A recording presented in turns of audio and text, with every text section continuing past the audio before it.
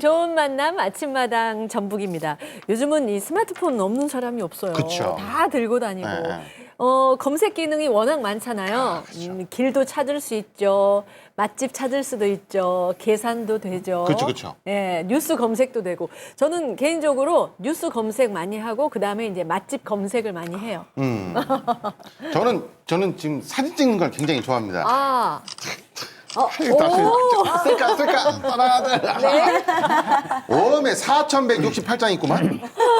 필요 없는 사진도 참 많은 것 같아요. 저는 근데 스마트폰 기능 중에 사진 찍는 기능이 제일 좋은 것 같아요. 우리 지효 씨는 어때요? 저도 그래요. 근데 이 사진이 굉장히 주는 그 힘이 있잖아요. 뭔가 이 코로나 때문에 요즘 여행 가기도 힘들고 그런데 뭔가 이게 옛날 사진첩, 특히 여행 갔던 그 사진 딱 보면은 어머 세상에, 내가 여기 가가지고 이렇게 비키니를 샥 입고 진짜 여기 여행 굉장히 네? 즐거웠는데 근데 막 이런 추억에 빠지기도 하고 반바지 아니고요?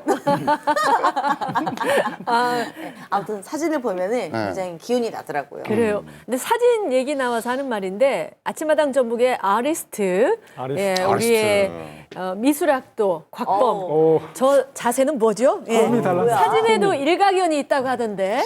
맞습니다. 일단 제가 미술대학에 잠깐 다닐 때 사진 수업이 있어가지고 종로에 가서 필름 카메라를 구매한 뒤에 피사체를 찾아서 여기저기를 찍고 그걸 또 이제 필름을 제가 직접 빼가지고 인화실에 들어가서 암실에 들어가서 직접 인화 약품에 넣어가지고 걸고 그걸 과제로 제출하고 요즘 이런 디지털 사진을 알기 전에 필름 카메라를 먼저 알아야 된다는 그냥 아리스트의 한 소견을 얘기해봤습니다. 그랬군요. 저희 아침마당 전북에서는 아리스트 곽범 씨한테 사진을 직접 찍혔거나 아니면 받았거나 두 분 그런 분들 제보 받고 있습니다. 후사해드리도록 하겠습니다. 꼭 좀 부탁드리도록 하겠습니다. 근데 이게 지금 그냥 이렇게 넘어가도 되는 거를 이렇게 제 얘기만 나오면 자꾸 이렇게 매주 의심하시고 이렇게 뭐 다 관장하시려고 하시니까 자꾸 늙으시는 거예요. 제 의심병은요 곽범 씨한테 한정이 되어 있습니다. 다른 분은 그런 게 전혀 없어요. 제발 이분들 통해서 더불어 사는 방법을 두 분이 좀 배웠으면 좋겠습니다. 언제까지 한 번도 얘기 안 했어요. 개그맨들 때문에 뭐 사진 찍는다고. 그랬어요? 네. 자, 이분들은요, 정말 사진을 통해서 세상과 소통하고 세상의 아름다움을 보면서 멋있게 사는 분들입니다. 익산에서 오셨어요. 예, F64 사진연구회 회원들입니다. 어서 오세요. 어서 오십시오.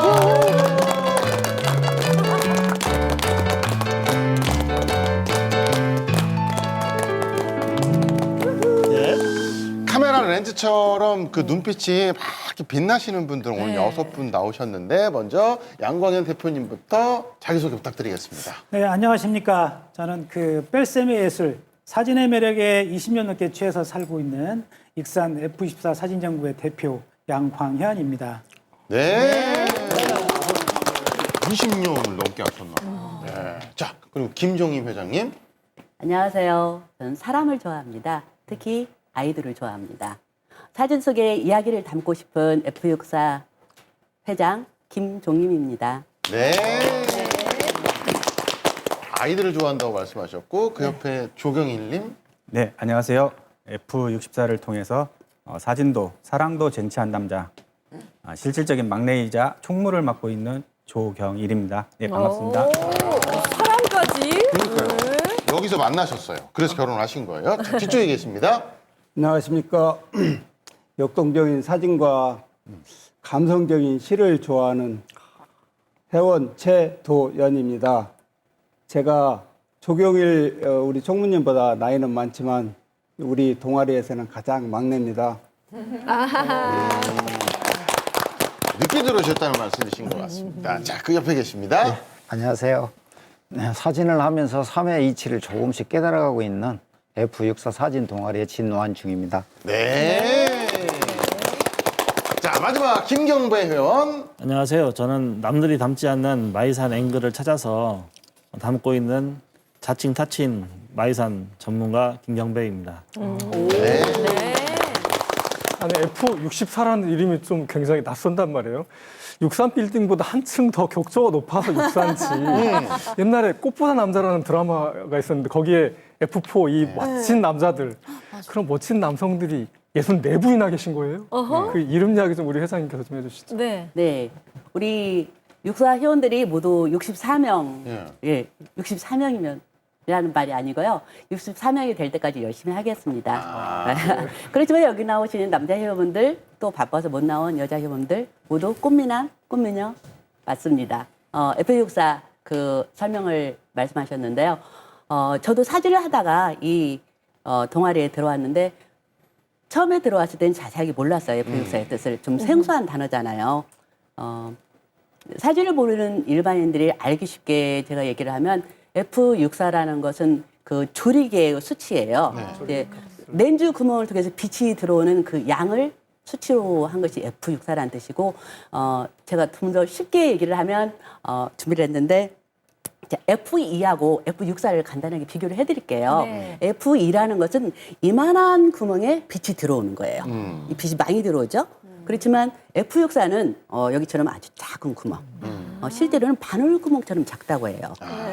이 작은 구멍으로 들어온 빛을 이용해서 사진을 찍는 동아리라는 뜻이랍니다. 그렇군요. 네네. 근데 지금 비율로 봤을 때 혼자 여자분이세요. 홍일점이시거든요. 그러면 전체적으로 회원 수로 봤을 때 남자 회원들이 더 많은가요? 네, 저희 동아리는 총 회원이 15명인데요. 그중에 여성 회원은 3분뿐입니다. 그래서 좀 적기는 한데요.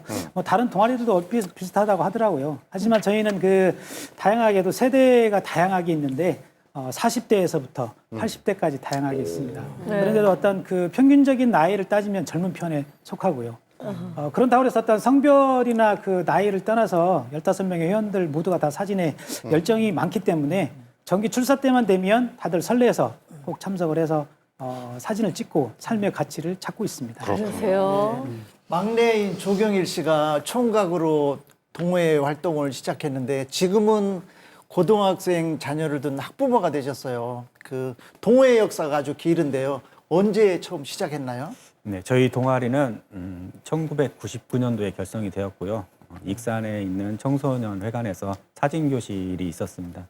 일반인들을 상대로 이제 사진 교실을 했는데 그때 같이 배웠던 학생들이 모여서 동아리를 결성하게 돼서 지금 20년이 넘게 잘 활동을 하고 있습니다. 아이고. 이렇게 나가셔서 같이 사진 찍으시고 그러시면 참 이거 돈독하시겠어요. 그렇죠. 이거 예술이다. 그렇죠? 이런 사진을 어떻게 찍는 어머. 거예요? 요즘은 저러면 큰일 나는데. 물 위에 떠 있는 느낌. 이야. 오. 역시 사진은 전문가들이셔서 잘 나오는데요. 네. 외국에 나가서 찍은 사진 같아요. 우리가 찍는 것과 다르네요, 확실히. 빛을 이렇게 해서 F64로. 네. 오래 해가지고. 하나하나가 다 예술이네요.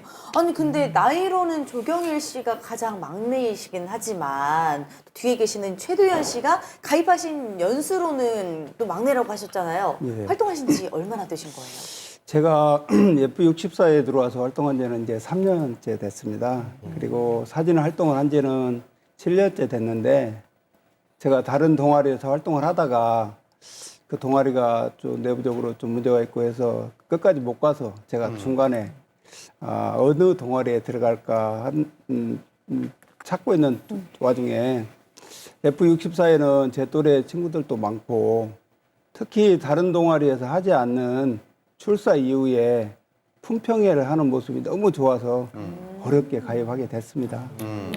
근데 이 F64가요. 네. 그 가입한다고 다 받아주는 게 아니래요. 절차가 있다는데 무슨 뭐 토지 대장이나 뭐 재산 때 납세한 납증 뭐 이런 거 제출해야 되나요, 최대한? 아니 그건 아니고요. 네. 저희가 그 뭐 회사에 들어가더라도 인턴 과정을 거치지 않습니까? 네.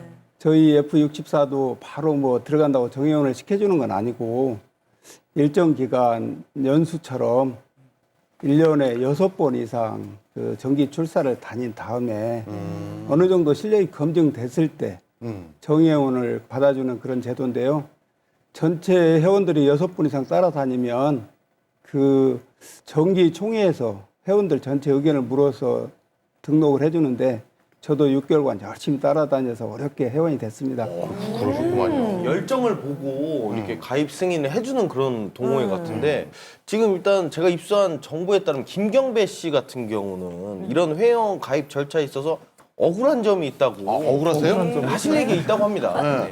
그렇죠. 저는 이제 5년 차 되어 가는데요. 네. 저는 1월에 들어와서 12월까지 12달을 쫓아다녔거든요. 예.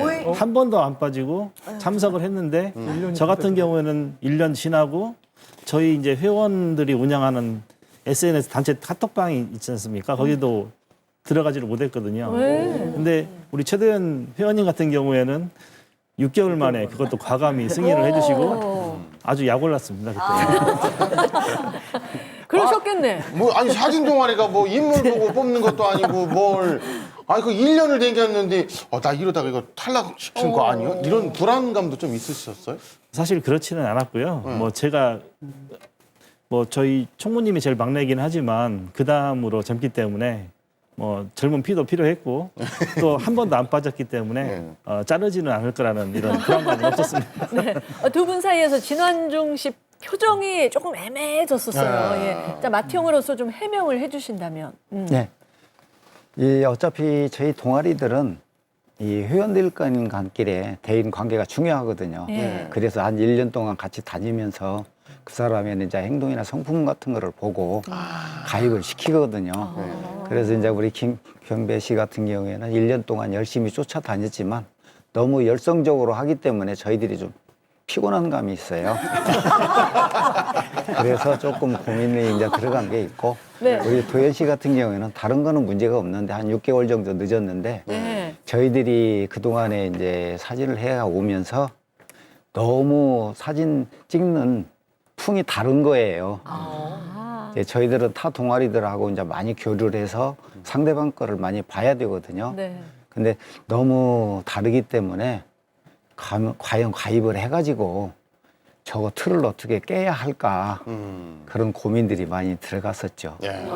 그게 고민 아닌 고민이었습니다. 솔직히 얘기해 주셨네, 정말. 피곤한 스타일. 너무 열심히야. 정서가 약간 불안한 것 같아요. 너무 열심히야. 저는 항상 그 주의가 산만 이게 선생님들이 적어주셨거든요. 아니 근데 동호회라는 게 일단 말씀하시는 거 보면은 거의 최정예 요원 한 300명쯤 네. 딱 뭉쳐놓고 말씀하시는 것 같은데 15분이시란 말이에요. 근데 이 그 가입 조건 자체도 이렇게 까다롭고 그런 걸 보면은 뭔가 특별한 게 있는 것 같은데 예비 심사를 굳이 계속 이렇게 하시는 이유가 있을까요? 저희가 초기에는 이제 25명이었다가 이제 지금 15명인데요. 네.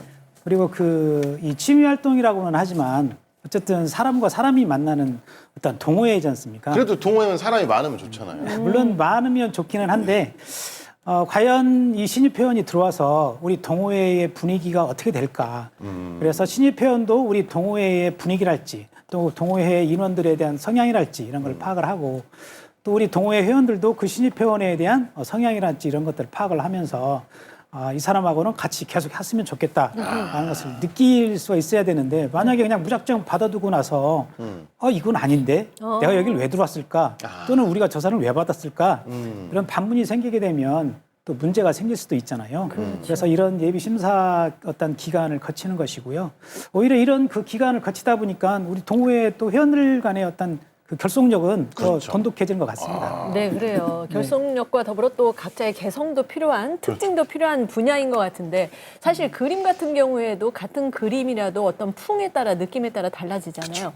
같은 또 피사체라도 도구에 따라 어떤 그 자기가 갖고 있는 사진기에 따라 또 다르게 나올 것 같은데 그런 차이가 있죠, 확실히 회장님?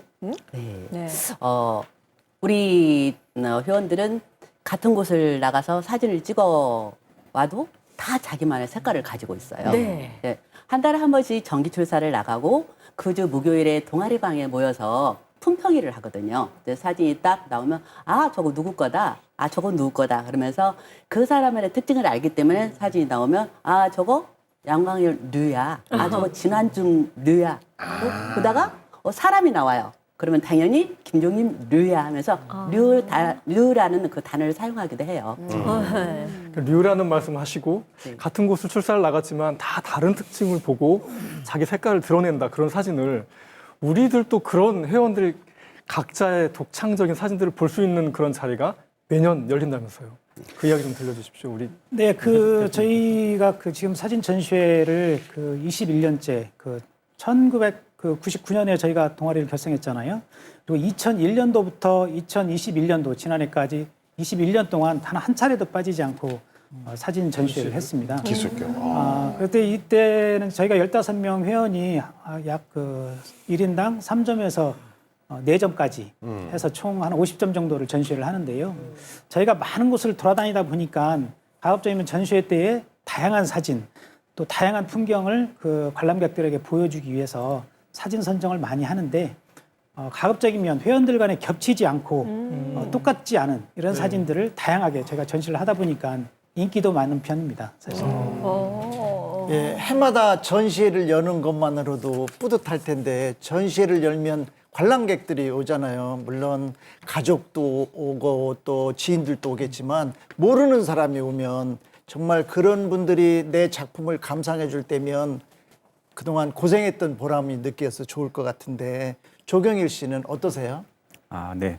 이렇게 지인분들도 많이 오시긴 하는데 말씀하신 것처럼 일반인 분들도 지나가면서도 많이 참석을 해서 관람을 하시는데요. 저희 쪽 동아리에서는 이렇게 전시회를 하고 찾아오시면 이렇게 저희 회원들이 이렇게 쫓아가서 같이 이렇게 다니면서 이 사진에 대해서 설명을 해드립니다. 어느 계절에 찍었는지, 어디에서 찍었는지, 그리고 어떤 느낌과 감동으로 촬영을 했는지를 설명을 해드리는데요. 그런 부분들을 설명을 해드리면 그분들은 이제 처음 그냥 와서 봤을 때하고 이렇게 설명을 들은 후에의 그 느낌이 좀 다르다고 하시고요.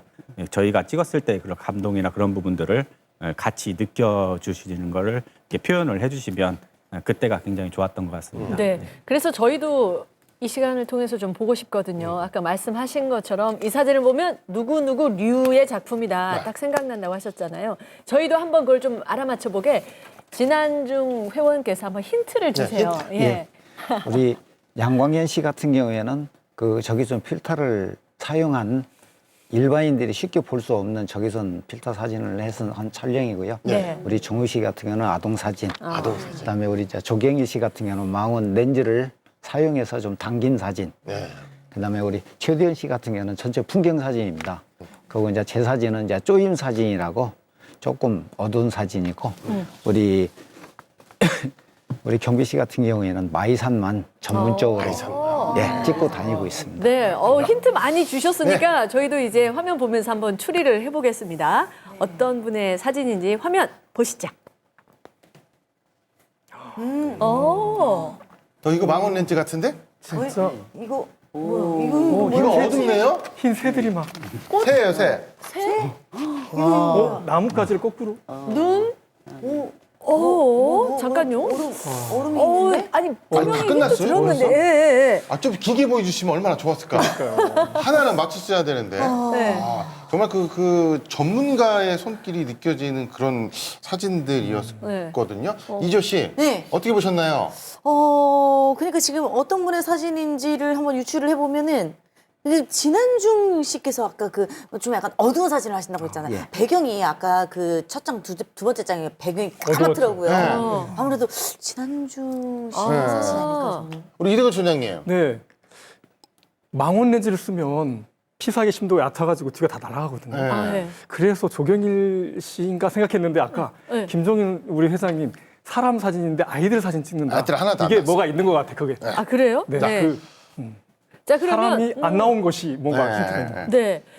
이분들이 지목해서 어떤 분의 사진인지 한번 알려주시는 걸로 하겠습니다. 자, 하나, 둘, 셋. 조경일. 네. 네, 제 사진이 맞고요. 네. 예. 전부 다 찍으신 거예요? 예, 제가 촬영을 한 사진입니다. 그렇구나. 저희는 그냥 그 적인 줄 알았거든요. 그러니까요. 그러면 그냥, 어디서 어떻게 찍은 건지 좀 설명을 또 해주신다면. 저희가 네. 이제 풍경 사진을 많이 찍는데 저 같은 경우는 이게 망원 렌즈를 이용해서 그 중에서도 좀 더 돋보이는 부분을 좀 이렇게 부각해서 촬영을 하는 것을 이제 원동감이 좋아합니다. 있고요. 예, 지금 나오는 부분은 이제 단풍 사진을 어두운 그늘에서 빛나고 있는 부분을 이제 촬영을 했고요. 이건 이 부분도 새예요? 꽃이죠? 망원 렌즈로 목련 꽃을 촬영을 한 그래요, 거예요. 꽃이었어요. 배경이 어두운 부분을 또 배경을 또 촬영을 했고요. 여기는 이제 저수지에서 물이 갈라진 부분에서 눈이 아침에 내렸을 때 나무 가지의 모양을 보고 이제 촬영을 한 저는 사진입니다. 눈과 호빵인 줄 알았어요. 배고프세요? 배고팠어요. 네. 저 사진 보면 거꾸로 놓으면 이게 눈이, 이게 큰 눈이 내리고 있는 것 같아요. 그러니까. 근데 저희가 보기에는 사진이 다 멋있고 아름답고 뭐 이렇게 다 소장하고 싶을 정도인데 정작 본인은 조금 아쉽고 막 이렇게 찍었으면 좀 더 나았겠다 하는 부분이 많다면서요. 예, 그렇습니다.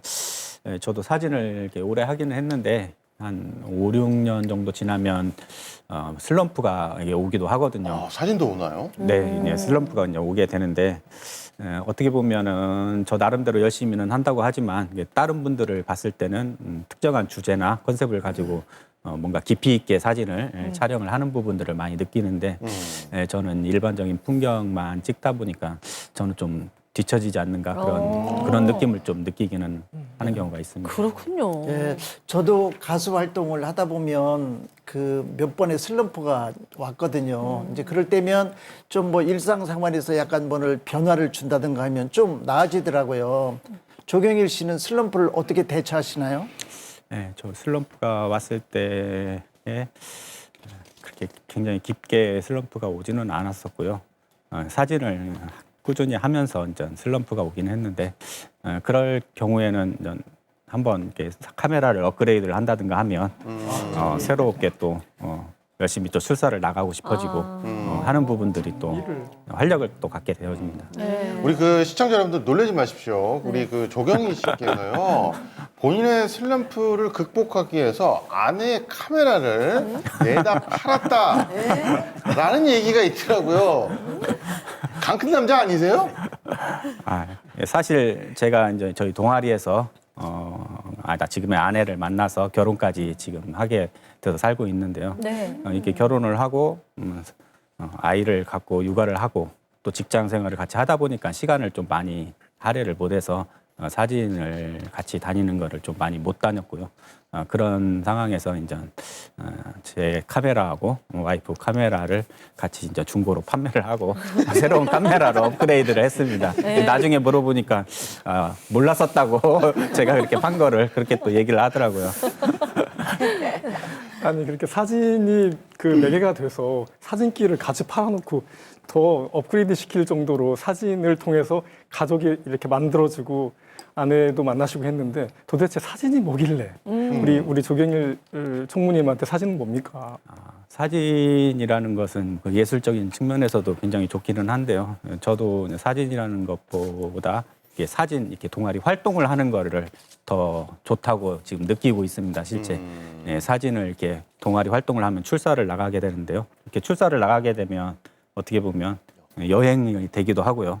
어떻게 보면 맛집을 찾아다니면서 맛있는 것을 먹기도 하고 어떤 때는 산을 올라가서 등산이 되기도 합니다. 그래서 이런 부분들을 보면 어떻게 보면 종합적인 취미 활동이라고 볼 수가 있거든요. 그런 굉장히 좋은 취미 활동이 종합적으로 돼서 굉장히 좀 재미있게 활동을 할 수 있는 것이 굉장히 좋은 사진이라고 생각합니다. 아까 보니까 인삼밭도 나오고 막 그렇거든요. 그리고 또 이제 산에 올라가다 보면 이제 그 운동도 되고 뭐 이제 그렇다고 하셨는데 높은 산은 안 올라가시는가 봐요. 약간 배가 나오셨습니다. 좀 이제 출사 많이 다니셔야 될 것 같습니다. 날 풀리면. 네, 그래도 한번 가면 같이 사진을 따라갑니다. 의미하는 거고요. 네. 네. 자, 그러면 이제 다음 분의 사진도 볼 건데 힌트 잊지 않으셨죠? 네. 그거 기억하시면서 어떤 분의 사진인지 한번 맞춰보세요. 자, 화면 보시죠.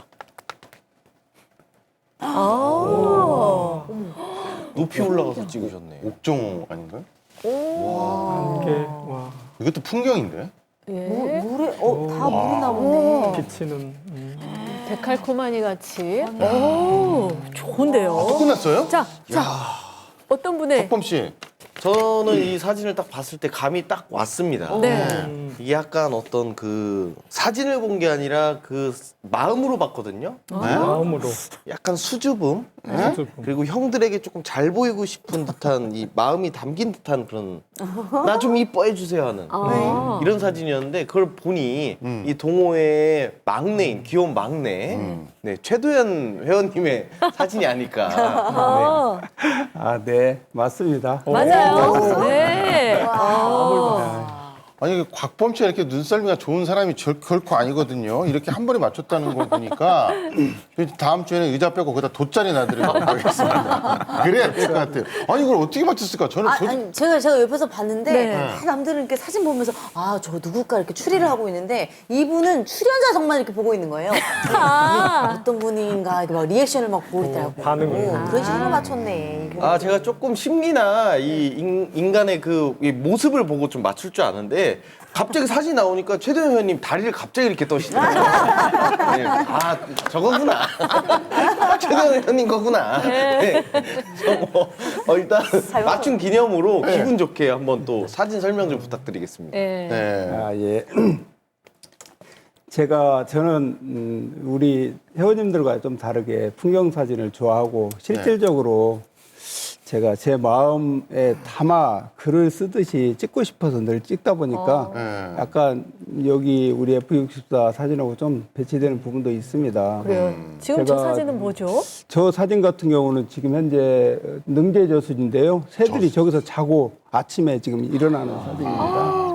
그리고 이 사진은 장태산인데요. 물하고 이 반절씩 들어있지만 그냥 관용으로 보는 게 아니라 저는 반쪽 사진으로 보고 있습니다. 반쪽. 그러니까요. 부부가 같이 포옹하는 모습입니다. 정말. 그래서 제 나름대로는 늘 그런 보람을 느낍니다. 네. 사진을 하면서. 저렇게 멋진 사진을 찍는 데는 저렇게 열심히 관찰하고 또 감각을 키우고 이런 부분도 있지만 정말 열심히 찍으신대요. 어느 정도 열심히 찍으시기에 한 번 촬영 나가면 몇 장 정도 찍으세요? 저는 다른 분들은 한 100장 정도 찍을 때 저는 한 500장 정도 찍습니다. 제가 그렇게 사진을 많이 찍는 이유는 아마 실력이 좀 부족해서도 많이 찍지만 그보다는 제가 사진을 찍는 그 셔터 소리가 한 줄의 시처럼 가슴에 와닿고 정말 행복을 저한테 주는 것 같습니다. 그리고 또 사진을 찍은 그 순간순간들이 그 셔터 한 장 한 장 누를 때마다 새로운 이야기를 들려주는 것 같아서 남들보다 셔터를 많이 누른 것 같습니다. 예, 사진을 가장 많이 또 오래 찍으면 사건도 많이 생긴다고 그래요. 그 중에 하나가 촛대바위 사건이라고 그러는데 촛대바위 사건? 김종인 씨, 그 사건이 뭔지 좀 얘기 좀 해주세요. 네, 우리가 한 2년 전에 동해로 겨울에 전기 출사를 간 적이 있어요. 겨울이니까 굉장히 춥잖아요. 근데 저희들끼리 얘기할 때 찍시라는 말이 있어요. 찍시. 찍는 시간의 줄임말이죠. 그래서 빛이 가장 부드러울 때 찍는 시간인데 보통 오전에는 해 뜰 때부터 오전 10시까지 잠시 쉬었다가 오후 3, 4시경부터 해 질 때까지 사진을 찍으면 그 외의 사진들은 안 찍고 이제 쉬는 거죠. 그런데 이제 저희는 촛대바위를 일몰까지 찍고 모두 다 철수해서 이제 숙소로 들어와서 식사도 하고 사진 제기도 하는데 한동안 있다 보니까 한 분이 없어진 거예요. 누굴까요? 그 사건의 주인공 최대현 회원님이었어요. 근데 밖에 어두워졌는데 또 촛대바위 부분에 바위도 있고 위험한데 걱정을 많이 했죠. 전화해도 연락도 안 받고. 근데 한참 후에 그 흐뭇한 표정으로 들어오는 거예요. 그래서 놀라서 지금까지 뭐 했냐 그랬더니 사진을 찍었다는 거예요. 아니 캄캄한 마음에 무슨 사진을? 그런데 그 다음 대답이 더 놀라웠어요. 도대체 사진을 몇 장 찍었냐 하니까 100장도 아닌 아까 얘기했던 500장도 아닌 1000장을 찍었다는 거예요. 무려 1000장을 찍은 그 열정과 끈기 우리 막내 최대현 의원님 정말 박수 쳐주고 싶어요. 박수 한번 쳐주십시오. 아니 사진 1000장을 찍을 때까지 촛대바위는 얼마나 힘들었겠어요. 가만히 있어야 되잖아요. 그죠? 네, 주장님. 가만히 있어야 되죠. 움직이면 안 되는. 아니 1000장을 찍을 정도면 어마어마하게 공도 들이고 정성을 들여서 찍어야 되는 사람이 힘들잖아요. 찍는 사람이. 근데 정작 정말 힘든 사람은 우리 양광현 대표님이 힘든다고 하는데 그 무슨 사연입니까? 네, 본인이 촛대바위세요? 제가 아니고요. 이제 사진 우리 동아리에서 이제 제가 좀 사진을 오래 하다 보니까 또 그리고 우리 최대현 회원이 저 동갑내기입니다. 그러다 보니까 이제 다른 사람들보다도 저한테 스스럼 없이 또 질문도 하고 또 어떤 작품을 어떻게 선정해야 될지 또는 이걸 어떻게 후보정을 해야 될지 질문도 하지만 실상은 또 이제 본인이 그 선정도 잘 못하고 후보정을 많이 못하기 때문에 저한테 의뢰를 하는 경우가 많아요. 그러다 보니까 사진이 많으면 많아질수록 제가 선정을 해야 되는 거나 또는 후보정을 해야 될 일이 많아지는 거죠. 네. 그러다 보니까 오히려 본인보다 제가 더 힘들어지고 있는 상황이 생기고 그러니까 있습니다. 저기는 곱하기하고 여기는 빼기를 해야 되고. 맞습니다. 아니 진짜 친구분이 굉장히 힘드시겠네. 아니 여러모로 피곤한 분들이 여기 많이 계시네요. 아니 최대현 씨 뭐가 그렇게 얼마나 그렇게 좋으시길래 그렇게 열심히 하시는 거예요? 아, 저는요, 사진이 제 삶의 어떤 충전기 같은 존재입니다. 제가 사진을 시작하게 된 것은 사실 제가 몸이 좀 많이 아파서 뇌경색으로 쓰러져서 걷지도 못할 적이 있었는데요. 그때 저는 그 전에 시를 쓰고 있었습니다. 사진 하기 전에. 그런데 시는 상당히 정적이고 몸도 아픈데 또 생각을 많이 하다 보니까 좀 우울하기도 하고 건강에도 별로 좋지 않는 것 같아서 아, 역동적인 사진을 해서 내가 여기다 시를 쓰면 좋겠다. 그런 마음에 사진을 배우고 시작한 지가 벌써 7년이 됐고요. 그 사진으로 인해서 제 건강도 많이 좋아져서 정말 행복하고요. 또 많은 곳에 출사를 다니다 보니까 좋은 것만 보고 아름다운 것만 보고 하다 보니까 자연적으로 또 힐링도 되더라고요. 그런 힐링을 걸치면서 카메라만 들면 제 몸이 충전이 되는구나 하는 생각에 사진이 정말 좋습니다. 저한테. 그러니까 본인이 말씀하실 때 좋으니까 이렇게 미소를 띠면서 말씀하시잖아요. 네네네. 그러니까 거의 뭐 저희가 항상 이 스마트폰 보면 야 20%밖에 없어. 나 좀 충전 좀 해줘 이러거든요. 근데 말씀하시면서 충전이 되는 듯한 그런 느낌을 받았습니다. 네. 아무튼 그 작품 사진도 너무 멋진데 자, 또 다음 어떤 분의 또 작품 사진이 또 우리를 기다리고 있을지 네. 자, 화면으로 함께 만나보시죠. 어둡네. 답이 나온 것 어둡네. 같은데. 답이 나왔죠? 쪼인 사진. 어둡네. 밝네. 이건 밝은데? 네. 자, 조규철 악단장님. 네. 좀 감이 오지 않습니까? 저는 이 사진들에서 정말 진중함을 느꼈어요. 그 진지함과 뭔가 삶의 그 철학 같은 그런 게 떠올렸는데 아무래도 연장자이신 진완중 씨의 작품이 아닐까 싶네요. 어떠세요? 네, 맞습니다. 제 작품입니다. 네. 아니 근데 그 짧은 시간에 우리 조규철 악단장님은 그 저 삶의 진주감과 이거까지 느꼈습니다 하는 걸 보니까 사진 한 장에 그 딱 첫 느낌이 이렇게 딱 오나 봐요. 예. 우리 진완중 우리 회원님 저희는 어떤 느낌으로 찍었는지 감이 안 오거든요. 이제 그 작가만의 그 세계가 있을 텐데 어떤 사진인지 설명 좀 부탁드릴게요. 제가 사진을 찍을 때는 지금 많이 쪼임 사진을 찍는다고 했잖아요. 예. 근데 실질적으로 일반인들은 그런 사진을 많이 찍지는 않습니다. 네. 이 모든 피세차들이 그 자리에 있으면서 빛을 발할 때 그게 좀 빛나는 거거든요. 이 사진은 무슨 사진이에요? 저 사진은 제가 점심 식사하러 갔다가 식당에서 우연히 발견한 거예요. 처음 보는 사진이죠. 밤이 아니고. 근데 이 사진은 겨울에 이제 독이상가 같고 눈밭에 나무의 그림자입니다. 그림자. 예. 그러듯이 일단은 보니까 다 그 수묵화 있잖아요. 먹으로 그린 듯한 예, 그런 느낌인데 F64 이 동호회 이름처럼 제가 조리개를 딱 닫아놓고 이렇게 딱 집중해서 찍는 듯한 걸 가장 잘 표현하고 계신 것 같은데 맞나요? 제 느낌이? 네. 예, 거의 비슷합니다. 양 대표님이 말씀 좀. 그 사진이라고 하는 것은 그 영어 이제 포토그래피인데요. 그 빛이 그린 그림이라고 말을 합니다. 그래서 빛을 어떻게 이용하느냐에 따라서 사진이 동일한 피사체지만 전혀 다른 사진으로 풍경이 나올 수 있는데요. 이때 그 빛의 양을 조절하는 것은 셔터와 조리개를 활용해서 할 수가 있는데 가장 중요한 것은 조리개를 어떻게 활용하느냐에 따라서 빛의 양도 또 심도도 조절할 수 있다고 볼 수 있습니다. 예를 들면 어떤 그 수돗물을 비교하면 쉽게 연상이 될 수 있을 것 같은데요. 우리가 그 양동이의 물을 받으려고 할 때 수도꼭지를 많이 이 열어놓으면 많은 양의 물이 빨리 떨어지거든요. 근데 수도꼭지를 조금 잠가서 조그맣게 흘리면 적은 물이 떨어지면서 적게 천천히 흐르죠. 이처럼 조리개를 조이했다가 열었다가 하면 빛의 양이 많이 들어왔다가 적게 들어왔다가 하는데 우리 그 진환중 회원님의 사진은 쪼임이라고 그랬잖아요. 그래서 대부분 F치 수치를 22 정도로 항상 쪼여서 찍습니다. 저희들은 평균 해봐야 뭐 8이나 11, 많이 가야 16인데 항상 22로 찍고 있는데요. 이렇게 찍다 보니까 그 상대적으로 빛을 받은 부분은 좀 밝게 빛나고 자연스럽게 그 빛을 받지 못한 부분은 제가 뭐 어둡게 하려고 하지 않아더라도 자연스럽게 검은 배경으로 이렇게 처리가 돼요. 그래서 이렇게 본인만의 독특한 그 표현을 할 수 있는데 아까 우리 조경일 회원이 찍었었던 목련꽃도 그와 비슷하다고 볼 수 있습니다. 네. 아, 그래서 이렇게 배경이 까맣고 낮에 찍으신 거라 그랬는데 그래서 그렇군요. 근데 뭐 처음부터 그렇게 찍지는 않으셨을 것 같고 한 부분만 그렇게 딱 부각을 시키는 이런 기법을 이렇게 쓰게 되신 어떤 계기가 있으세요? 예, 있죠. 처음에는 저도 여러 회원님들과 마찬가지로 무조건 풍경 사진 이게 좋으니까 찍어라. 일단 몸이 좋죠.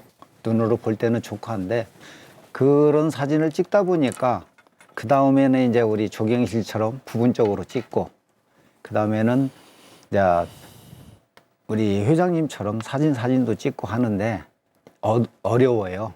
그러다 보니까 이제 뺄셈에 그걸 하고 저의 특유만의 그 3회 이치를 조금씩 배워간다고 그랬잖아요. 거기에 준하다 보니까 그 사진이 왜 그 자리에서 표현을 어떻게 돼야 되냐 이런 거를 이해가 조금씩 되다 보니까 그렇게 그 피사체만 이렇게 부분적으로 활용을 해서 찍게 됐죠. 편집자의 눈으로 누군가의 쓴 글을 보면 그 글을 읽어보면 그 사람이 삶을 대하는 태도가 어떤지가 보이거든요. 성격도 보인단 말이에요. 근데 오늘 진환중 회원님의 사진을 보니 어떻게 삶을 대하나 정말 진중하게 삶을 대하는 그런 태도가 저희한테 엿보여 있는데 저희가 잘 본 거죠?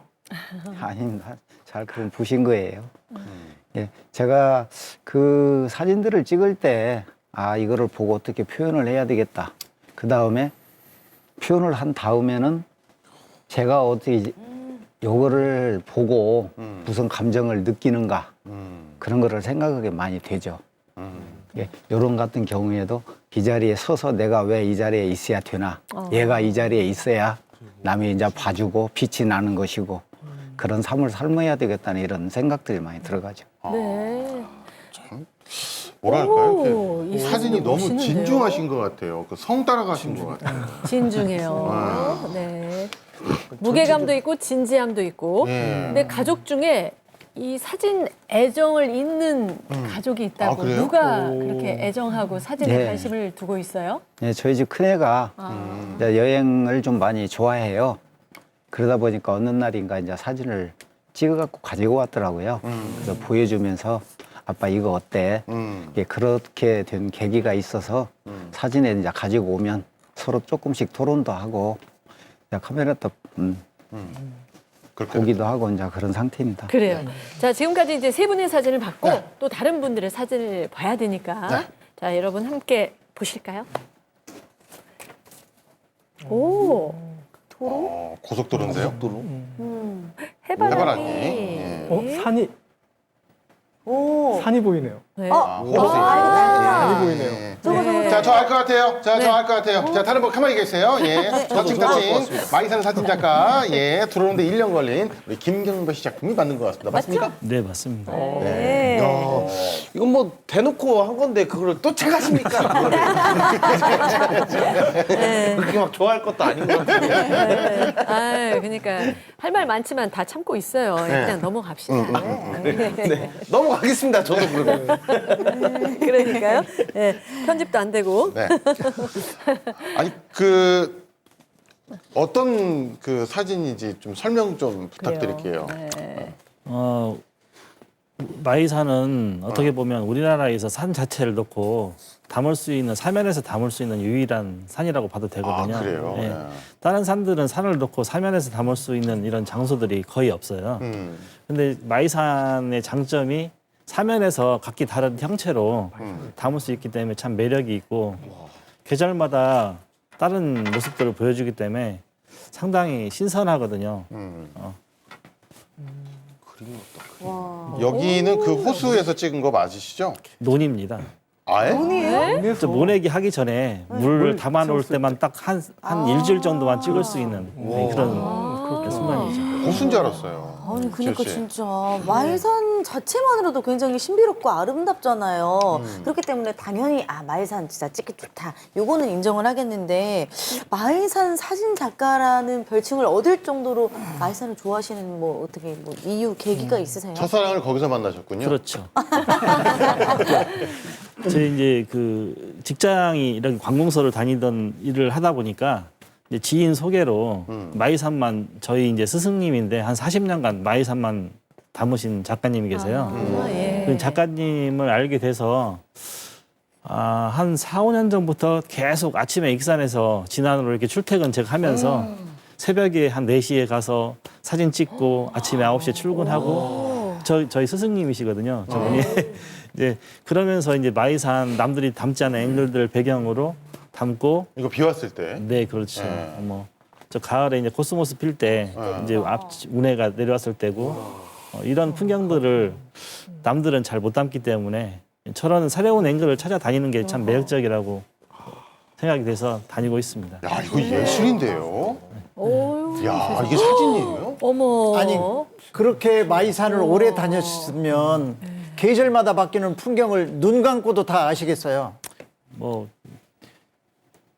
자꾸 새로운 앵글들이 찾아지니까 볼 때마다 또 새로운 장면들이 나오고 하다 보니까 되게 신기한 것 같아요, 저도. 네, 그 마이산을 이렇게 주구장창 찍으시니까 아니 뭐 할 때도 산을 좋아하실 것 같은데 마이산 사진 안 찍을 땐 바다를 가신다고요? 네. 야장청 그렇게 다니세요? 좀 극과 극을 찍는 편인데요. 네. 마이산을 담지 않은 비수기에는 거의 바다로 가서 지금 사라져가는 이 폐선들을 담고 있거든요. 이게 이제 폐선이 그 환경부 규제가 있어서 예를 들어 선주들이 저를 치우지 않으면 환경이 좀 더러워지고 이러니까 오염이 되니까 저게 치우는 시기가 있거든요. 그래서 그 사라지기 전에 그 시점에 그렇죠. 찾아가서 담는 거죠. 근데 이제 저게 물때라는 게 있어서 그냥 담을 수 있는 게 아니고 뭐 물 들어오는 시기에 맞춰서 한 4시간 정도 기다렸다가 1시간 정도 촬영을 하는 거기 때문에 기다림의 기다림의 미학이라고 볼 수 있습니다. 눈이 오는. 개인적으로 봤을 때는 저 배 사진보다는 마이산 사진이 훨씬 아름다운 것 같습니다. 네. 개인적인 의견이에요. 제 개인적인 의견이었습니다. 네. 자, 오늘 F64 우리 회원 여러분들과 함께하고 있는데 이제 2분 남았는데 네. 그냥 어떤 분인지 알 것 같아요. 예, 아이들 사진 주로 찍으시는 우리 김종임 회장님 사진 자, 화면으로 함께 만나보시죠. 평화롭다. 맞네. 네. 장난기. 우리 어렸을 때 이렇게 컸거든요. 그러셨어요? 예. 어머머 돼지예요? 어머, 돼지. 돼지네. 흑돼지. 흑돼지 옆에 두고. 같이 아이고 사는. 참. 근데 사진 보니까요. 저는 우리 뭐 한국에서 이렇게 아이들이 나오지 않을까 이렇게 상상을 하면서 이렇게 봤는데, 근데 배경이 딱 봐도 우리나라가 아닌 것 같아요. 어디에? 네. 다른 나라 아이들을 주로 찍고요. 우리나라는 초상권이 있어서 사실 찍기가 좀 힘들어요. 그래요? 제가 또 아이들을 가르치는 직업이다 보니까 아이들과 잘 놀고 또 유난히 아이들이 저를 잘 따르는 그 직업병인가 습성인가 아무튼 아이들이 저를 잘 따라요. 그래서 제가 그 처음으로 베트남 오지 지역 그 소수민족을 만나러 갔어요. 네, 거기 가가지고 그 아이들의 그 눈빛을 보고 반해가지고 방학만 되면 짐을 싸요. 한 달이고 20여일이고 베트남, 뭐 인도, 네팔, 미얀마 이런 아이들을 만나러 여기저기 다니면서 찍은 사진들이에요. 그렇군요. 사진을 보니까 아이들이 그 평온하고 그냥 그 편한 상태에서 진짜 나올 수 있는 표정들이 담겨져 있는데 저기 찍기가 쉽지 않거든요. 돌잔치만 가도 그거 찍으려고 그렇죠. 앞에서 난리인데 어떻게 저렇게 자연스럽게 딱 담아냈는지 노하우가 있으신가요? 네, 노하우는 제가 아이들을 좋아하잖아요. 그래서 그냥 기다리고 있으면 돼요. 사실 이방인이기 때문에 아이들이 이제 경계심, 저도 이제 어떻게 될지 모르니까 경계심인데 가서 이제 인사하고 저 이제 베트남에 갔을 때 저건 이제 미얀마에서 가족들의 모습을 찍은 사진이고요. 기다리다 보면 이런 작품이 인도에 가서 이제 우리들과 똑같이 그 놀이를 하더라고요. 이 아이는 이제 네팔에 아침에 공부하고 있는 아이를 찍은 사진이에요. 네. 이건 미얀마 학교 갔다 오는, 그래요. 이건 베트남 그 오지 지역에서 네. 비 온 뒤에 찍은 사진이에요. 네. 아이고. 아이들 이렇게 놀이, 아이들 놀이. 아, 곽범이 보는 것 같네. 이건 제가 이제 학교를 좋아하니까 학교에서 찍은 사진들. 아이들 수줍음이 막 그대로 나타나 있죠. 네. 이건 학교 앞에 가게예요. 군것질. 문방구라고 할 수 있죠. 어허. 아이고, 인도 골목의 사진. 경계심 어린 눈빛. 참 많이 다니셨어요. 이건 네팔 사원에서 예. 엄마의 사랑을 느낄 수 있는 그런 사진이죠. 네. 근데 보통 출장 사진 찍으러 가면 회원들이 야외로 풍경을 찍으러 가시잖아요. 네. 이제 인물을 찍는 입장에서는 나는 찍을 게 없는데 이렇게 되는 상황도 만들어지겠어요. 네, 그렇죠. 사람 사진이 가장 어렵다고 해요. 네. 근데 사실 저는 사람이 가장 좋더라고요. 그래서 회원들이 풍경을 찍을 때 저는 어떤 이야기를 엮거나 어떤 이렇게 느낌이 안 오면 잘 셔터가 잘 안 눌러지더라고요. 그래서 회원들한테 뭐 저쪽에 가서 서 있어 봐라, 걸어와라, 뭐 뛰어와라 그러면서 사진을 찍기도 하는데 부자연스럽죠. 네. 저 연출이니까. 그래서 이렇게 출사 나가면 종종 몇 장 못 찍고 그냥 돌아오는 경우가 종종 있긴 해요. 네. 그 이국적인 사진을 보니까 좀 특색 있고 좀 또 새롭네요. 근데 요즘에 또 코로나19 때문에 해외로 출사 나가시기가 좀 힘들어서 많이 아쉬울 것 같아요. 네. 정말 많이 아쉽죠. 다시 가고 싶어요. 그날이 이제 곧 오겠죠. 제가 처음으로 이렇게 목표를 정하고 아이들을 찍고 싶어서 2016년부터 한 5년 동안 그 아이들을 찾아서 사진을 찍었어요. 네. 사진을 찍으면서 에피소드를 얘기하자면 제가 베트남의 고산 지역을 가는데 그날 가기 장마철이라 딱 갔는데 도로가 유실돼가지고 길이 없는 거예요. 그렇지만 그 장소는 알고 있기 때문에 진흙이 무릎까지 그 빠지는데도 그걸 헤치고 고산을 막 꾸벅꾸벅 올라가가지고 딱 그 다락론에 그 아이들의 모습을 봤을 때 행복감. 또 인도에 가서 학교에 들어가가지고 아이들을 혼자 열심히 찍고 있는데 어디서 좀 돌이 날라오더라고요. 그래서 뒤를 딱 돌아봤더니 그 남자아이들 몇 명이 저를 향해서 돌을 던지고 있었어요. 아이고. 그래서 빨리 그걸 피해 나왔죠. 외국에 갔을 때는 안전이 문제니까 빨리 나오는 게 가장 중요해요. 예. 자, 아침마당 전문 오늘 그 F64 회원분들과 함께 하고 계시는데, 그 말씀 감사합니다. 이렇게 드리면, 내 사진 안 나왔는데? 라고 말씀하실 것 같아요. 자, 양광현 대표님 사진 보도록 하겠습니다. 네. 오, 사진이에요? 예뻐요. 오, 저런 색깔이 나오지. 세상에. 이야. 핑크색. 그림으로 봄을 보네요. 와, 세상에. 네. 아니 사진이 뭔가 이상해요. 혹시 포토샵? 뭔가로 막 이거 뭘 하신 거 아니에요? 포토샵 뭐 어떻게 이런 사진이 나오죠? 그렇지는 않고요. 요즘은 이제 그 적외선 필터라는 게 있는데요. 그 적외선 필터를 사용을 하게 되면 저런 표현이 나옵니다. 최근에는 어떤 그 광고나 드라마를 보면 이제 그 적외선을 이용한 그 효과를 많이 나타내고 있는데요. 적외선은 그 광합성 활동하는 식물들의 그 녹색 부분을 흰색이나 뭐 다른 색으로 이렇게 표현해주는 부분들이 탁월합니다. 원래는 다른 분들처럼 이렇게 풍경 사진을 찍으시다가 한번 우연히 적외선 필터를 껴봤더니 아 괜찮네 이렇게 찍어야겠다 해서 거기 꽂혀서 계속 찍으시는 건가요? 아니요, 그렇지는 않고요. 제가 제가 사진을 그때 동아리를 만들어서 했을 때 거기에 동아리에다가 이제 암시를 만들어가지고 흑백 사진을 찍으면서 직접 현상도 하고 이제 그 인화도 하고 이런 것들을 하면서 경험을 했거든요. 그때 이제 그 지도 선생님이 적외선 필름으로 찍은 사진을 보여줬었는데 그때 한마디로 이렇게 뿅 간 거죠. 네. 완전 사진이 몽환적이고 지금도 몽환적이에요. 전혀 뭐 색다른 느낌의 표현들이 될 수 있잖아요. 네. 그래서 이제 그때 진행을 하다가 적외선 필름은 조금 민감하기 때문에 이제 사용을 못 하다가 이제 최근에 어떤 그 디지털 카메라가 되면서 네. 또 적외선 필터도 나오고 하다 보니까 또 이제 쉽게 찍게 돼서 저런 장면을 이제 맞이하면서 네. 저만의 독특한 세상을 만들고 있는 거죠. 정말 이것이 사진인가 그림인가 할 정도로. 네. 아니 그 적외선 필터를 이용해서 사진을 찍으니까요. 저렇게 우리가 알고 있었던 장소라든지 그리고 색감이 일단 다르잖아요. 뭔가 그래서 이런 것들을 새롭게 변화시키는 매력이 있는 것 같아요. 맞죠? 네, 그렇습니다. 그래서 제가 그 사진 몇 장을 가져왔는데요. 네. 다들 어떻게 보면 아시는 장소인데도 사진을 딱 보면 여기가 도대체 어딜까라고 할 수도 있거든요. 그래요? 그래서 한번 퀴즈를 내보겠습니다. 네, 네.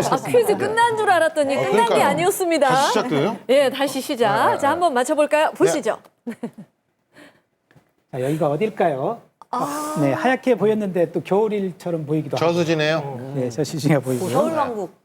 네, 여기는 바로 그 구이저수지입니다. 여기가요? 바로 무악산에서 내려오자마자 만나는 첫 번째 있는 곳인데요. 예. 저희 한여름에 5월에 찍었는데도 저렇게 겨울처럼 보이는 게 적외선의 필터 효과라고 볼 수 있습니다. 이거 5월달에 찍은 거라고요? 네, 그렇습니다. 와. 또 반영, 물반영도 좋고 예. 저런 부분들이 자연스럽게 모든 게 하는 거고요. 고창 청보리 맛이. 여기는 김제? 이제 고창이 고창? 아니고 군산 내초동에 있는 군산? 군산 청보리밭입니다. 고창이 아는데. 최근에 이제 그 SNS에서도 좀 유명해지고 있어서 일반인들도 많이 오고 있는데요. 흔히들 뭐 일본의 BA와 같다가 이렇게 또 비교하기도 하고 있습니다. 그래서 저것도 그 보리 필 때이기 때문에 4월, 5월인데 푸른색이어야 되는데. 겨울처럼 보이잖아요. 그러니까요. 저게 또 이제 적외선 필터의 특징이라고 할 수 있습니다. 하늘도 정말 예쁘네요. 네. 여기는 이거는 또 어딜까요?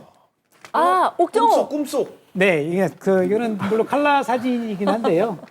임실 꿈속? 옥정호 그 붕어섬입니다. 흔히들 맞았어요. 붕어섬이라고 그래서 지금은 뭐 전국적으로 유명한 관광지가 돼버릴 정도였는데요. 네. 저거는 이제 과거에 좀 유명하기 전의 모습인데 조금 아쉬운 게 있다면 저희가 이제 개발이 되면서 안에 나무들도 좀 많이 잘리고 그다음에 이제 또 다리가 놔진다고 해요.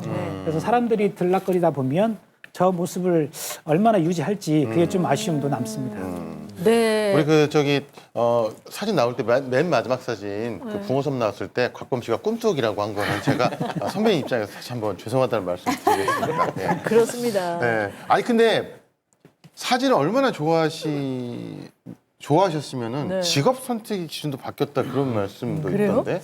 네, 제가 그 사진을 배우는 초창기에는 나름 뭐 그 스카웃도 많이 저희가 있었는데요. 네. 그때 사진을 위해서 직장을 선택을 했는데 돈을 많이 주는 것보다는 얼마나 시간이 많이 남느냐. 그 회사에서 얼마나 빨리 끝나고 또 휴일이 얼마나 많느냐. 이런 걸 선정을 해서 직장을 선택을 했습니다. 그러다 보니까 좀 아내한테는 미안한 감이 있죠. 그 신혼 초기였기 때문에 또 더군다나 그 연년생 아들 둘이 있었거든요. 그런데도 저는 퇴근 시간이 되면 집으로 가는 게 아니라 바로 일몰이나 야간 그 풍경을 찍기 위해서 바로 이제 근처에 있는 뭐 망해사나 신포항 또는 뭐 서천 월포 뭐 이런 뭐 변산 격포 뭐 이런 쪽으로 가버리다 보니까 어떤 때는 안 나가면 오히려 그 아내가 왜 오늘은 안 나가 할 정도로 그런 반문을 하기도 했는데요. 네. 지금은 그래도 이제 그 같이 다니면서 여행도 하고 또 아들이 이제 다 크다 보니까 주말에는 같이 사진을 찍기로 이렇게 하고 다닙니다. 네. 어쨌든 사모님이 고생 많으셨네요. 네. 사모님 고생 많으셨습니다. 네. 자, 근데 제가 듣기로는 우리 F64 동아리가 뭐 오지랖이 덥다 이런 말도 있다고 하더라고요. 우리 김 회장님. 네, 오지랖 높죠. 그러니까 20년 넘게 이렇게 꾸준하게 변함없이 이렇게 같은 동아리 활동을 하는 거고요. 제가 여기 처음에 왔을 때도 처음 전시회에 갔는데 여기 회원중 2명이 저를 따라와서 계속 뭐 카메라를 내더니 사진 이렇게 찍은 거야. 이렇게 찍은 사진이라면서 계속 설명을 해주더라고요. 그래서 이 오지랖 넓은 사람들과 같이 사진을 하면 내가 행복할 수 있겠구나 싶어서 여기 가입해서 지금 회장까지 하고 있고 오지랖과 이 장수의 비결은 오지랖과 또 사진에 대한 열정 아닐까요? 네. 김경배 씨가 보기에는요, 이 지금 F64가 이렇게 오랜 기간 동안 끈끈할 수밖에 없는 이유가 뭘까요? 아무래도 나이 연장자이신 형님들께서 솔선수범 하시니까 저희 동생들은 뭐 당연히 따라가는 것 같고요. 다 위에서 알아서 챙겨주시고 하니까 이게 되게 가족 같은 분위기거든요. 뭐 한 달에 한 번 만나지만 또 가끔씩 이렇게 따로따로 만나서 이야기도 하고 식사도 하고 이러다 보니까 어떻게 보면 가족보다도 더 친하다고 봐야 된다고 뭐 이렇게 느끼는 거죠. 잘 들으셨죠, 촌장님? 네, 네. 위에서 내려오는 거랍니다. 그러니까요. 아니 그 듣기로는 우리 진한중 회원님이 운전도 해줘, 출사 나갈 때 또 음식 밥도 해줘 이러신다는데 아니 큰 형님이면은 이거 좀 해봐, 누가 이거 좀 해봐 이럴 지금 건데 왜 이렇게 성격 탓인지 아니면 뭔가 그 잘 못 믿어가지고 내가 직접 해야 되는 건지 그런 이야기 좀 들려주십시오. 못 믿어하는 건 아니죠. 처음에 이제 사진 배울 때부터 저 같은 경우에는 이제 그 아까 찍는 시간이 또 중요하고 다니다 보면은 고속도로나 이런 데는 아니고 국도로 다닐 때가 많습니다. 그렇겠죠. 이제 그러다 보니까 사진 찍고 움직이고 남는 시간에 그전에는 이제 필름을 할 때는 저희들이 한낮에는 사진을 못 찍거든요. 네. 그래서 그 시간을 이용해서 좋은 거는 못 먹어도 일단은 배를 채워야 또 손가락에 심해도 들어가니까. 네. 그래서 그러다 보니까 챙겨서 먹고 또 우리 회원들이 귀찮은 것 같아도 잘 따라주니까 네. 더 격려를 하는 거죠. 그래요. 그것 때문에 뭐 여지껏 지금도 좋은 거는 못 먹여줘도 배는 부르게 먹고는 있습니다. 예. 이렇게 또 행복해하는 아버지의 모습을 보면 자녀들이 그래서 진한중 씨도 아들이 관심을 갖고 있다고 하는데 조경일 씨도 네. 아이들이 좋아해요. 그렇게 아빠 하는 거 보면 나도 하고 싶다 이런 얘기 하기도 하고. 네, 그렇습니다. 네. 최근에 들어서 요즘 우리 아이들이 새 사진을 좀 관심을 갖고 있습니다. 새 탐조를 좀 관심을 갖게 됐는데 네. 실제 그 탐조를 하면서 사진에 대해서 물어보고 사진기에 대해서도 물어보지만 사진 촬영하는 방법에 대해서도 저한테 많이 물어봅니다. 지금 고등학교 3학년, 중학교 3학년인데요. 네. 두 아들들하고 최근에 이렇게 뭐 대화를 하고 그렇게 공감을 할 수 있는 부분이 적은데 제가 사진을 또 하다 보니까 또 새 탐조하는 걸 좋아하다 보니까 저에게 많이 물어보고 최근에 같이 이렇게 탐조를 다니면서 더 끈끈한 부자간의 정을 느낄 수 있었던 네. 것 같아서 굉장히 좋았습니다. 그래요. 예, 그 양광현 씨도 작품 속의 아들에게 아주 굉장히 의미 있는 선물을 해주셨다고 하는데 어떤 거예요? 예, 제가 이제 시골길을 이렇게 가면서 사진을 촬영하러 가다가 우연찮게 논두렁에 앉아 계신 할아버지를 발견했어요. 담배를 피고 계시는데 흰 수염을 기르시고 있어가지고 너무나 그 모습이 인상적이었거든요. 그래서 양해를 구하고 사진을 좀 이제 몇 카트를 찍었는데 그 사진을 제가 이제 그 마음에 들어서 우리 그 사진작가협회 회원전에 이제 출품을 하게 됐거든요. 그래서 그 출품한 사진을 이렇게 이제 인쇄하는 책자로 만들어서 이제 인쇄하는 과정에 그 인쇄소 사장님이 그 사진을 보더니 이거 내가 아시는 분인데 하고 이렇게 놀라시는 거예요. 알고 봤더니 이제 그 인쇄소 사장님 친구분의 아버님이셨던 거죠. 그래서 이제 그 사장님이 친구분한테 전화를 해서 그 친구분 친구분이 이제 저한테 전화가 왔는데요. 저는 이제 혹시나 최근 이제 사진 때문에 초상권이 좀 문제가 되지 않습니까? 네. 그래서 초상권에 대해서 좀 시비를 걸지 않을까 좀 내심 걱정을 했었는데 그게 아니고 아버지가 얼마 전에 돌아가셨다는 거예요. 아이고. 근데 이제 그 생전에 보지 못했던 모습이다 보니까 너무 그게 또 마음에 들고 그래서 사진을 좀 줄 수 있는지 요청을 하길래 그러면 충분히 흔쾌히 드려야 되죠. 그리고 중형 액자로 만들어서 드려서 그거를 받아보시더니 너무 고맙다고 이거를 볼 때마다 아버지의 새로운 모습을 보게 돼서 참 뿌듯하다고 이렇게 그 추억을 간직할 수 있는 그 어떤 추억을 드렸었죠. 네네. 사진작에다 갑자기 울컥 감동이 왔습니다. 네.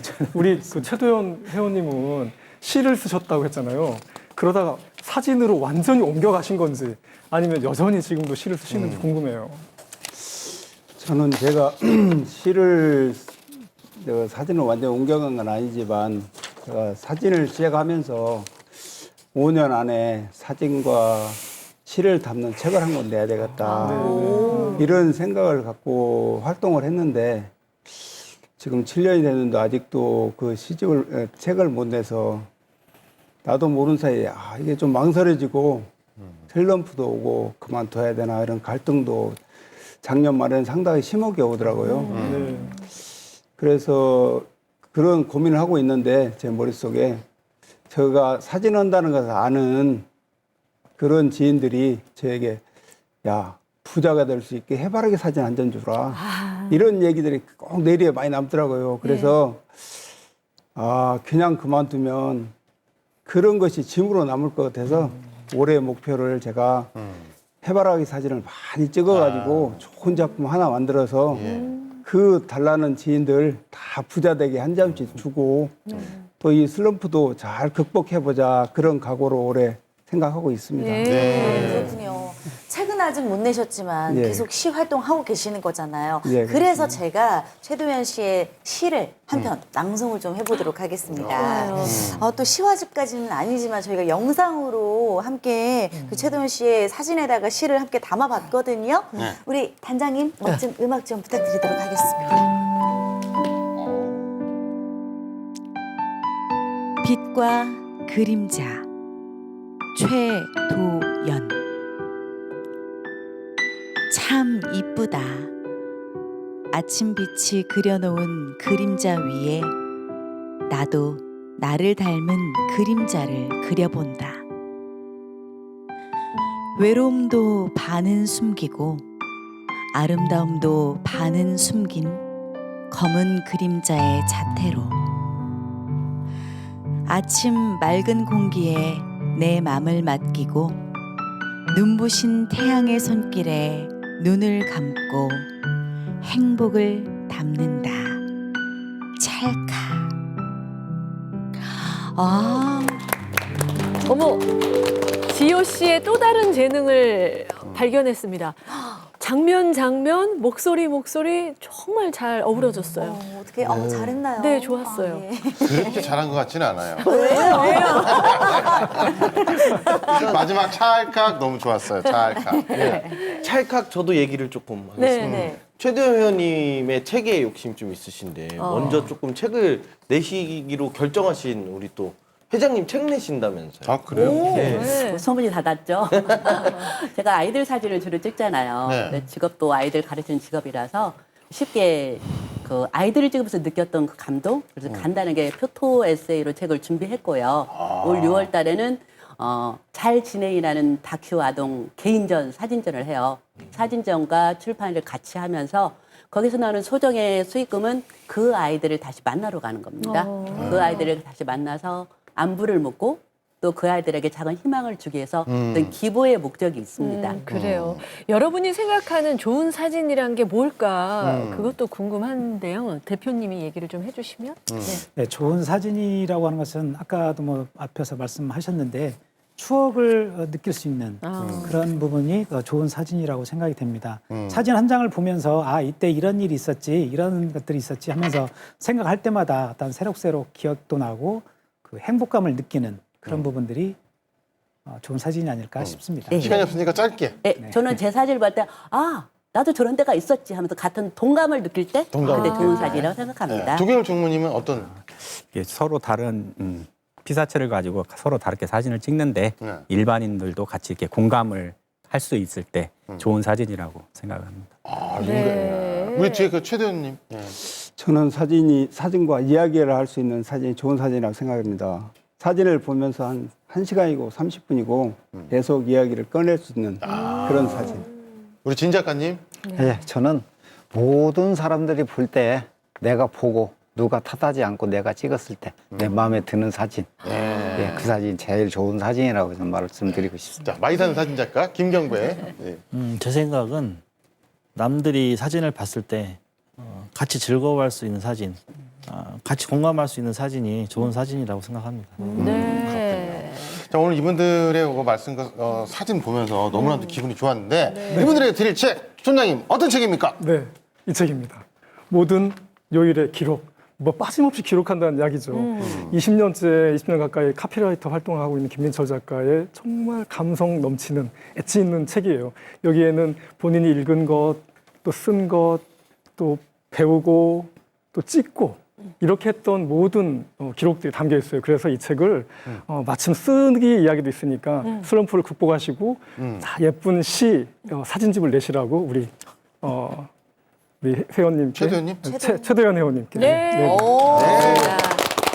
정말 여러분의 사진 보면서 눈과 마음에 청정기가 돌아간 느낌이었습니다. 기록을 많이 해주세요. 저희는 기억하겠습니다. 고맙습니다.